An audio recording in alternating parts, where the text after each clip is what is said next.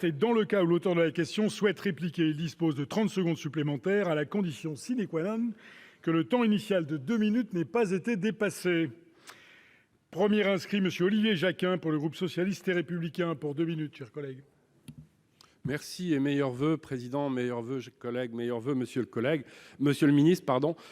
Meilleurs vœux pour le système ferroviaire. Peut-être aussi, vous venez de nous dire, monsieur le ministre, que vos engagements pris lors du nouveau pacte ferroviaire, lors de la loi d'orientation des mobilités, avaient été tenus.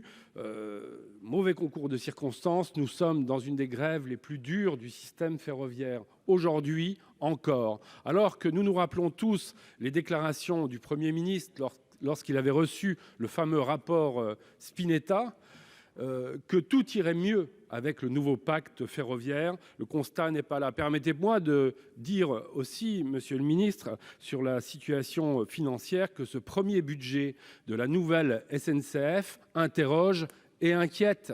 SNCF Réseau n'est pas dans la trajectoire prévue. Bien sûr, et je l'avais souligné, la dette a été reprise, félicitations, mais si je m'en tiens à l'avis du 19 décembre de l'Autorité de régulation des transports, elle s'inquiète fortement sur le non-respect de la trajectoire financière du contrat de performance SNCF Réseau 2017-2026 et l'insuffisance des investissements de renouvellement du réseau.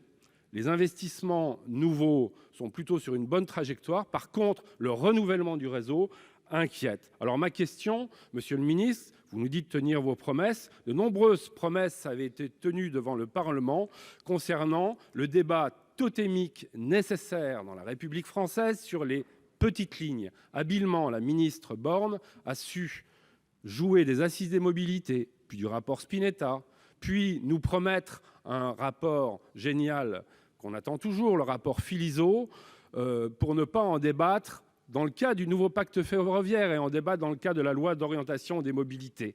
Et nous n'avons toujours pas eu ce débat démocratique nécessaire. Monsieur le ministre, quand aurons-nous ce rapport Philizot ? Monsieur le ministre.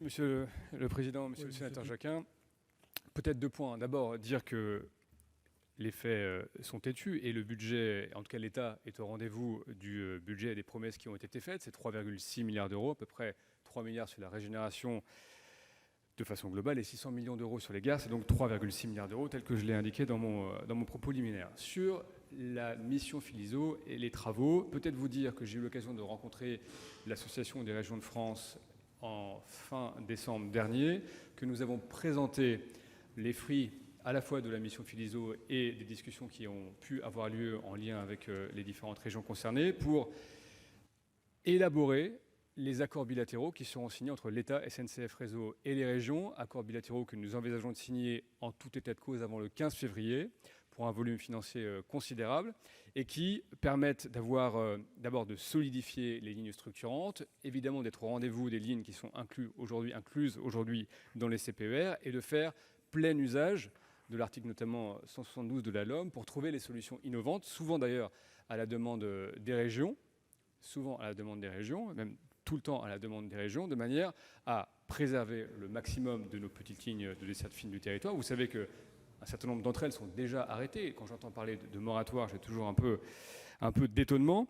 Et donc, l'État est bien présent au rendez-vous sur le volume financier consacré au système ferroviaire. Je rappelle qu'au global, c'est 6 milliards d'euros en augmentation de 400 millions d'euros cette année par rapport à 2019, notamment des effets de la reprise de la dette et de l'évacuation de ces frais financiers. Et l'État est au rendez-vous en lien avec les régions sur ces petites lignes de manière à conclure très rapidement ces accords bilatéraux et à régénérer un certain nombre de petites lignes vitales à nos territoires.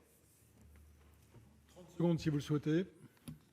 Plutôt, Monsieur le Président, je le souhaite. Nous venons d'entendre un aveu remarquable, chers collègues. J'ai posé une question claire. Il a été répondu que nous n'aurions pas le rapport Philizot, puisque déjà des discussions importantes ont lieu directement entre les régions et le gouvernement, le ministère des Transports. Donc il n'y aura pas de rapport Philizot qui nous avait été promis à plusieurs reprises.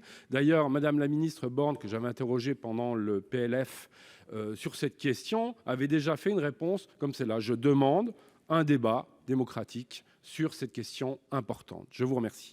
La parole est maintenant à Madame Josiane Costes.